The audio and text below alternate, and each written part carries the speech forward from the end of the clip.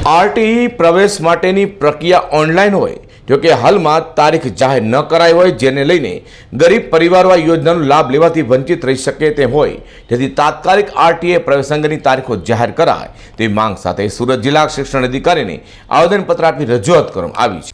સુરત જિલ્લા શિક્ષણ અધિકારીને આપેલા આવેદનપત્રમાં જણાવ્યું હતું કે કોરોના કાળમાં વર્ષ 2021-22ની આરટીઈ પ્રક્રિયા શરૂ ન થવાને કારણે જણાવાયા છે, પરંતુ આ પ્રક્રિયા પાછળ વર્ષોથી સંપૂર્ણ ઓનલાઈન છે, જેથી આ પ્રક્રિયામાં વિલંબના કારણે બાળકીને ધોરણ એ કે જે ફરજિયાત શિક્ષણ મેળવવાનો પ્રથમ પગથિયારૂપ પાયો હોય છે, જે યોગ્ય સમયે ગરીબ પરિવારોને આ પ્રવેશ ન મળે તો બાળકોના ભવિષ્ય માટે અડચણરૂપ બને છે, જેથી ગુજરાતના ગરીબ પરિવારો માટે આરટીઈની પ્રક્રિયા તારીખ શરૂ કરવામાં આવે તે માંગ કરી યોગ્ય સમયે પ્રવેશ મેળવી અભ્યાસ વિદ્યાર્થીઓ કરી શકે, જેથી શિક્ષણ મંત્રી સુધી આ રજૂઆત પહોંચાડવા માંગ પણ કરવામાં આવી છે। ઉમેશ પંચાલ વાલી મંડળથી વર્ષ 2021-22ની શિક્ષણની પ્રક્રિયા શરૂ થઈ ગઈ છે। ઘણી શાળાઓએ ઓનલાઈન ભણતરની શરૂઆત કરી દીધી છે,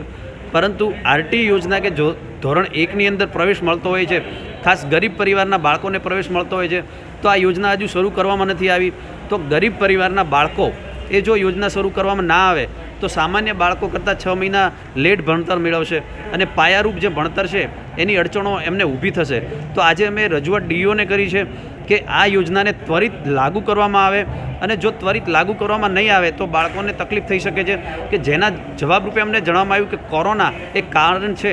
પરંતુ અમને એ નથી લાગી રહ્યું, કારણ કે આ યોજના સંપૂર્ણ ઓનલાઈન છે, આની અંદર વાલીઓએ કોઈપણ જગ્યાએ જવાની જરૂર હોતી નથી। તો એક મહત્ત્વની રજૂઆત ડીઓ થકી અમે શિક્ષણ મંત્રીને કરી છે કે આ યોજના ત્વરિત લાગુ કરવામાં આવે, કે જેથી આવા ગરીબ પરિવારના બાળકો એ શિક્ષણથી વંચિત ના રહે। હાલ તો આરટીઈની ઓનલાઈન પ્રક્રિયાની તાત્કાલિક તારીખ જાહેર કરી ગરીબ પરિવારોને ન્યાય આપવામાં આવે તેવી માંગ કરાઈ છે। Azhar Qureshi, G10 news.